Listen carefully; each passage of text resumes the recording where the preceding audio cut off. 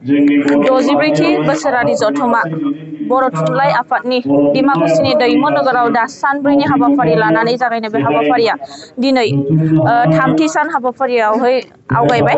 बे समाव फुंबिलि समनि फिरफिला बिरहोनाय आफादनि फिरफिला बिरहोनायजों लोगोसे मुंख्लंफोरनि मुङाव बिबार बावनाय हाबाफारिया बे समाव सोलिगासिनो दङ। बे समाव हाबाफारिया जाफुंबाय। केमेरा पार्सन बिथांखौ दिन्थिनो थाखाय खावलायदों आङो। बे समाव गोबां हाबाफारि लानानै गोबां दाब दाब जायगानिफ्राय वेस्ट बेंगल बा आसामनि बाहेरनि बांलादेश नेपालनि बायदि जायगानिफ्राय बर' सुबुंफोरा फैनानै बाहागो लाफैनायखौ जों बे समाव नुनो मोननाय जादों। फुंबिलि समनि आफादनि फिरफिला बिरहोनायजों लोगोसे मुंख्लंफोरनि मुङाव बिबार बावनाय हाबाफारिया बे समाव जोबनानै थांबाय। केमेरा पार्सन बिथांखौ दिन्थिनो थाखाय खावलायदों। बे समाव गोबां हाबाफारि लानानै फुंबिलि समनिफ्राय बिबार बावनाय हाबाफारिजों लोगोसे आफादनि फिरफिला बिरहोनायजों लोगोसे बे समाव हाबाफारिया सोलिबाय थादों। नोंथांमोना नुदों, थारैनो नंगौ, बर' राव थुनलाइ गैयाबा हारि गैया, हारि थाबासो मोनसे थुनलाइ थागोन।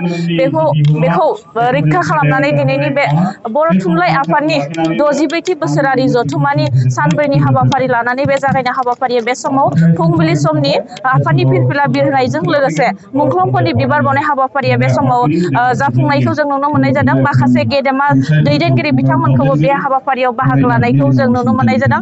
केमेरा पार्सन बिथाङा बे समाव दिन्थिबाय थादों। गोबां जायगानिफ्राय बे हाबाफारियाव बाहागो लानायखौ जों नुनो मोननाय जादों। केमेरा पार्सन बिथाङा दिन्थिबाय थादों।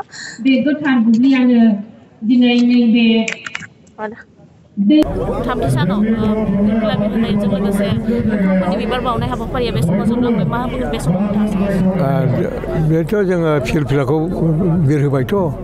फिरफिला जों मा खामानि मावगोन बेनि थाखाय समाय लानाय। गोदो जोंनि आगोलनि मानसिफ्रा जि मिजिंजों बेफोरखौ बानायगालांनानै जोंखौ थुलुंगा होलांदों।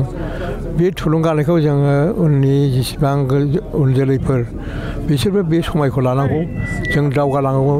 बर' रावा गेवलांथों, बर' थुनलाइ गेवलांथों, बेजोंनो बिसोरनि गोसोआवबो हाबनानै थायो। बेनि थाखाय जों माबादों। दा बेनो आरोखि, समाय लाफिननाय, जों जेन' फावसायनानै थाङा, आवगायबाय थानो हायो। बे हाबाफारिनि गेजेरजों बर' थुनलाइ आफादा गोदान थांखि माबाफोर लागोन नामा? जोंना गोदान थांखिया बेनो, फैगौ बोसोराव जोङो दा प्लेटिनाम माने 75 बोसोर बारगोन। बेनि थाखाय गुवारै गिदिर मोनसे इन्टारनेसनेल आन्तर्जातिक मोनसे गिदिर सेसन खालामगोन जोङो। आरो बेयाव जों गिदिर गिदिर हाबा मावनानै दिन्थिगोन, जि हाबाखौ आगोलाव मावफेराखैमोन।